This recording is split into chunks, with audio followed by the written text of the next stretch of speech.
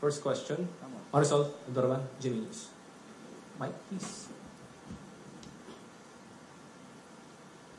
Ako ma'am, good news pero basin dili nga good news sa imo ba ang Yes, ma'am. pangutana. Diretso na kami ma'am ha. Yes, ma'am. Ma'am, ma'am, experience sa Lindol in Davao. There's another one kaninang umaga. How was it ma'am? Ano po mga na-report sa inyo? Kumusta po kayo ma'am? Okay lang ako. Ang na-experience ko is yung okay lang ako. Ang na-experience ko is yung lindol nung Friday, October 12. Yung dalawang lindol ng yung isa sa umaga around 9:40 something, closer to 10 o'clock. And then yung isa naman on the same day, Friday, is yung pasado alas 6 ng gabi na lindol. At well, hindi namin nagawa yung pinagpapraktisan natin lagi na duck cover and hold, no? Kasi nag-evacuate kami diretso. So, nung nagsimula na lumakas yung pagyanig, ay lumabas na kaagad kami sa open space doon sa harap ng bahay namin sa kalsada. At ang napansin ko lang, since nandun din ako sa aftershocks ng Cebu na lindol, ay magkaiba siya, no? Hindi ko lang alam baka dahil yung lindol sa Cebu ay nasa lupa siya at yung lindol sa Davao region ay nasa dagat. Pero yung lindol sa Cebu, kanang maguntol gani, bounce, in Tagalog ay tumatalbog, yes. Tumatalbog yung pakiramdam mo. Yung sa Davao City naman na lindol ay left side to side siya. Side to side yung kanyang shaking. No? Yung sa Davao na experience ko ay nakakahilo siya. Akala mo nahihilo ka kahit wala na yung swaying. Tapos yung sa Cebu naman ay nakakatakot siya kasi parang bubukas yung lupa sa lakas nung pagtalbog, pag-bounce o pag-untol sa yuta. Follow-up question? Ma'am, pwede na po namin matanong yung regarding sa pag-deny po ng ICC sa request po ni PRRD for his interim release. And in follow up na rin po dyan, mayroon pong survey ang SWS saying na 50% of the Filipinos believe that PRRD should be held accountable po. Yes. I will reserve kasi merong appeal ang lawyers ni President Duterte for the ICC ay meron silang appeal doon sa denial ng interim release at pending yon. So gusto ko lang antayin yung lumabas ang desisyon ng korte doon sa appeal ng defense team ni dating Pangulong Rodrigo Duterte. Pero yung initial na pag-deny, how was it to you po?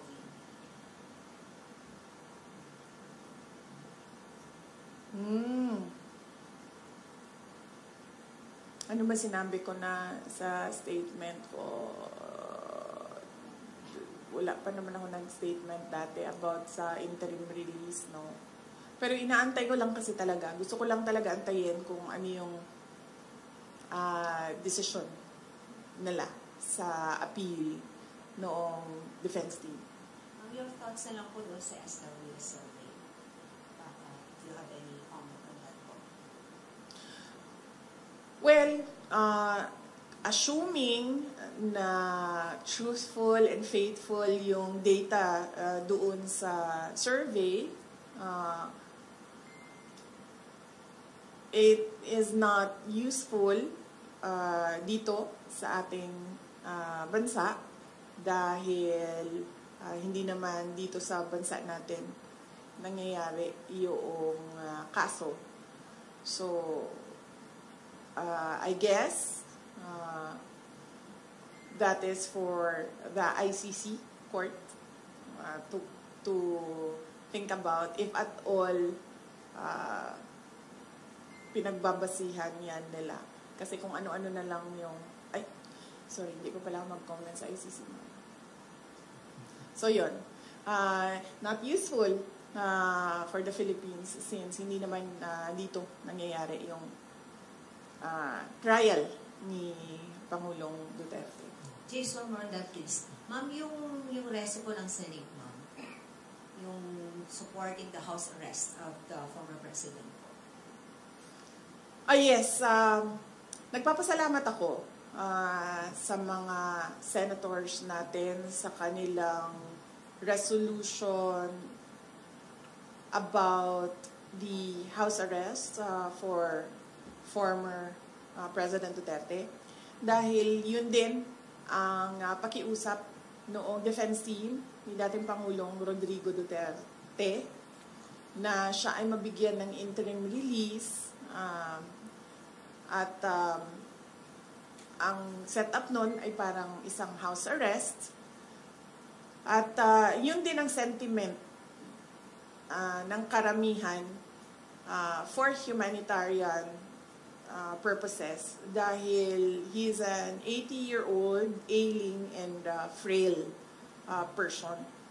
No, it is, as I said, cruelty for the ICC to keep on detaining him inside a detention unit where he is not given 24 hours bedside care.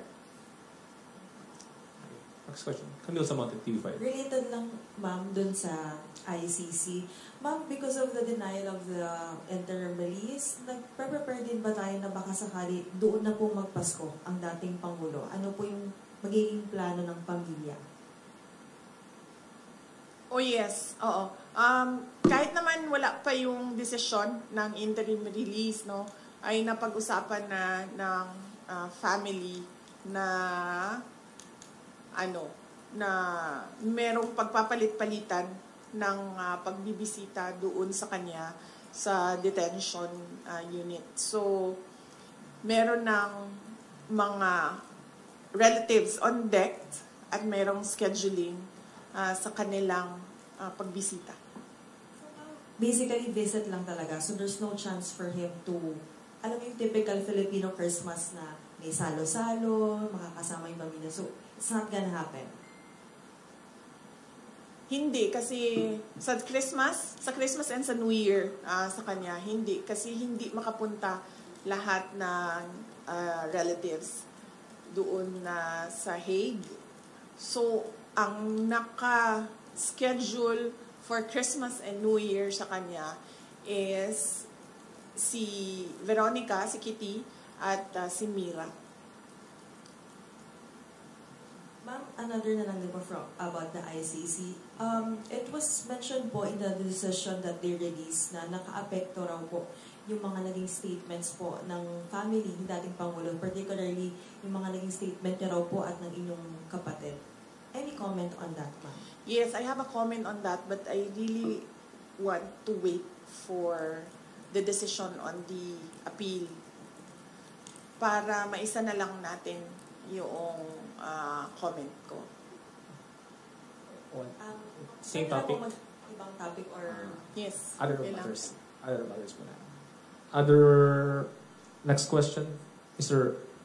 R.G. Rosalado, Billionaire News Channel. Uy, bilyonaryo. Pakisabi dyan sa opisina ninyo ha, na ayusin naman nila yung picture ko. Yung picture na gamitin nila, yung maganda ako, wag yung pangit ako. Wala naman akong pakialam kung anong sasabihin ng inyong outfit about sa akin. Basta paniguraduhin lang nila na maganda yung picture ko. Sige ma'am, makakarating po. Bakit yung mga kalaban ko, magaganda yung mga picture na ginagamit nila? Bakit pangit yung picture na Sana yung mga tiga-Office of the Vice President? Padalhan nyo nga ito siya ng mga magagandang picture ko para yun ang gamitin nila, be. Please lang. Di ba, ma'am? Napansin mo yun, ma'am? Yung kalaban ko, maganda yung photo. Tapos ako, pangit yung photo. Eh, ang katotohanan naman, mas maganda naman ako doon sa kalaban ko, ma'am. Ano sana, ma'am? Ha? Gano'n sige pagawas? Ano yung sino ba kausap ko doon sa bilyonaryo na nakanganga ako, JC. Ano yung photo na yun? Ayan si JC. Alam niya yung JC, ah. Okay. Ma'am, related dun sa appeal, ma'am. May panibagong evidence ba kayong sinubmit sa ICC dun sa appeal? Sorry, hindi ko alam. Kasi hindi nag-discuss yung abogado sa akin kung ano yung laman ng appeal. Ang napag-usapan lang namin is merong appeal. Udyo na kung sa pre-trial chamber ba or sa appeals chamber yung appeal? Appeals chamber. Appeals chamber. Yes. Any other topic? Any other question? Follow up on ICC? Camille? Ibang topic. Ibang topic. Another topic. RJ, ikaw pa rin. Sige. Okay. Regarding sa plano po ni bagong ombudsman, Remulla, na hukay niya daw ulit sa hukay yung Parmali case. Sa tingin niyo may nilulutong narrative yung administration? Oh, yes. Oo. Matagal naman na ako nagsasabi, di ba, na wala namang ginagawa itong gobyerno na ito. Kundi, number 1, mamulitika, at number 2, ubusin ang budget ng Pilipinas sa korupsyon. So, yan lang yun. Ang ginagawa nila, sir, sa totoo lang. Meron ba kayong nakikitang project? Wala. Diba? So, ibig sabihin, wala na silang ibang objective para sa kanilang pagkaupo diyan sa administrasyon, kundi mamulitika, and ang end goal nila is perpetuation in power. Sinabi ko na yan noon pa. And paano nila gagawin yon ay syempre ubusin nila yung kaban ng bayan sa korupsyon. Kasi kung talagang seryoso ang ombudsman sa pag-iimbestiga, imbestigahan din nila yung laptop corruption scandal ng Department of Education. Nandoon si Zaldico. At alam ko yun dahil gumawa kami ng sarili naming investigation sa loob ng Department of Education noong ako ay Department of Education Secretary. May I just say na merong confidential funds na pumunta doon sa paghahanap ng ebidensya sa investigasyon na yon. Ano po naging involvement ni Saudi ko dun sa laptop? SunWest ang contractor ng laptop doon sa DepEd. Next question is Pili Casimiro, ABS-CBN. So bakit, wait lang, hindi pa ako tapos pala. So bakit specific yung pag-iimbestiga?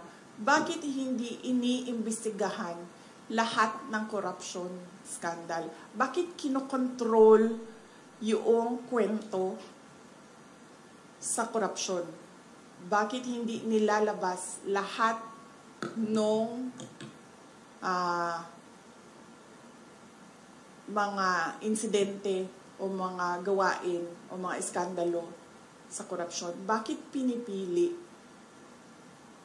Kaya natin nasasabi lahat na merong controlling the narrative ay dahil pinipili nila kung ano yung gusto nila imbestigahan. At kung napapansin nyo, kapag medyo tatamaan na o merong tatamaan o tatamaan na talaga ang Office of the President, ang administrasyon sa investigasyon, ay biglang namamatay yung investigasyon. O nawawala, o nalilibing, o nalulubog yung investigasyon. So, ibig sabihin, meron talagang pagkontrol sa kwento. Ma'am Queenie? Alright. Buenas tardes, ma'am. Yes, Yeah. ma'am. is it true that the family of the blogger who posted a picture of PBBM captioned headshot approached you and is asking for help, but you allegedly turned them down? No, ma'am. I never received a request for help from the family of the vlogger. And it's highly unlikely, ma'am, for us to say no, because if this is a matter of legal assistance, ma'am, no, because there is a case. So usually we refer it for legal advice kung meron ng abogado. So very unlikely na humindi yung Office of the Vice President. Kasi ang protocol o ang SOP namin sa opisina na kapag merong lumapit ng tulong at example, pag-assess ng tao, legal problem siya, ay hinahanapan siya or pinapartner siya sa kung sino yung abogado na pwedeng magbigay ng legal advice.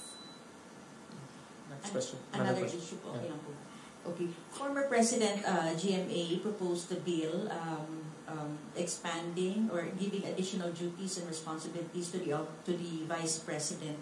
Would you say na kulang pa ang existing duties po ninyo as VP? Meron pong bill, House Bill, si dating Pangulong Gloria Macapagal Arroyo of an OVP charter.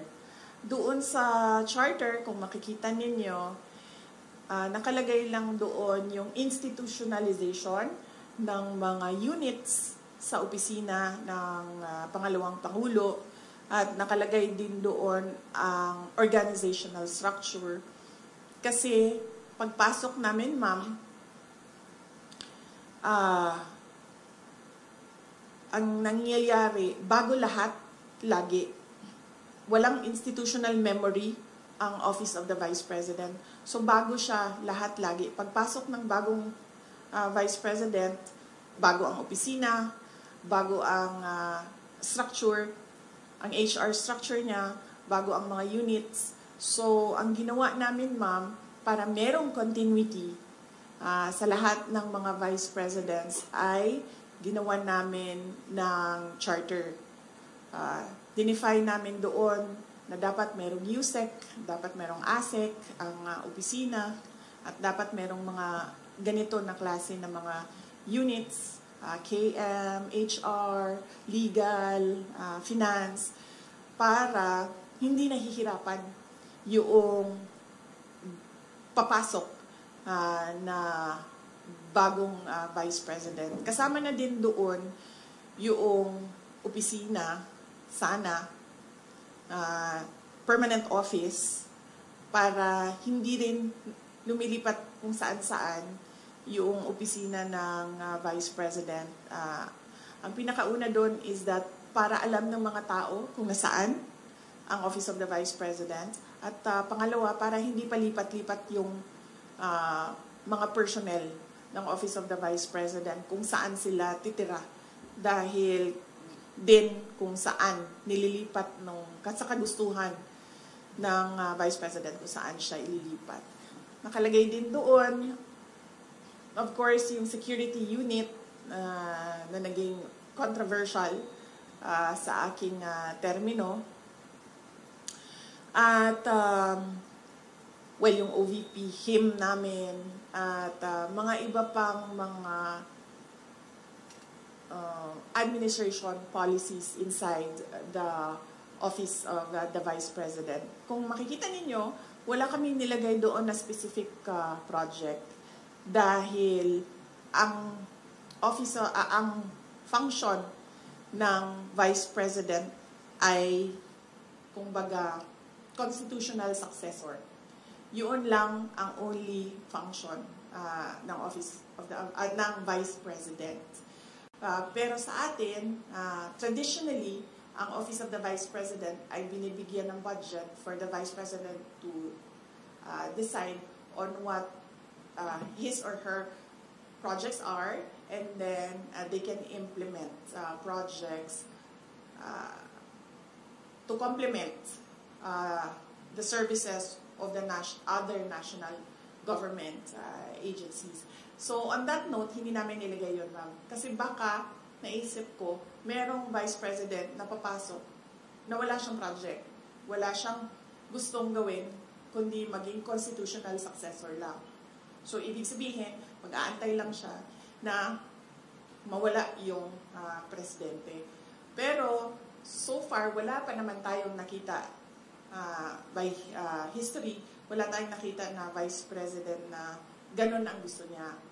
Lahat merong kani-kanilang projects. Ang hindi lang namin ginawa ay mag-define kung ano yung project. Kasi magdedepende yon sa panahon kung kailan siya naging vice president, sa panahon kung kailan anong relevant na project. So ang ginawa lang namin ay yung structure ng opisina na kahit anong project ay ma-implement noong organization. Just one last po. Yes, I don't know if you already asked for your reaction to the viral video of PGMA. The last time that she shook hands with you and nung pagtalikod niya is parang tila sumimangot siya. What's the relationship between you two right now po, yung status? Ni ma'am? Wala, ganun naman kasi talaga si ma'am eh.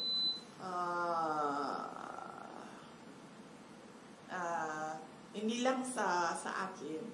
Nakita ko na rin siya, ganyan siya sa ibang tao. It's nothing personal. I don't think it's, she's doing it on purpose and she's doing it to express disgust or to express disapproval sa isang tao. It's not the first time she's done that. We have Ms. Camille Zamonte again. The last two questions. Ma'am, just want to get your reaction kasi po dun sa House, binawasan po nila yung OVP budget. Ano po yung tugon nito? Kasi may mga ilang kongresista rin po na naghayag po na dapat daw pong bawasan itong budget dahil pilit nyo raw, ilang beses nyo raw po na ini-snub yung kanilang pagdinig.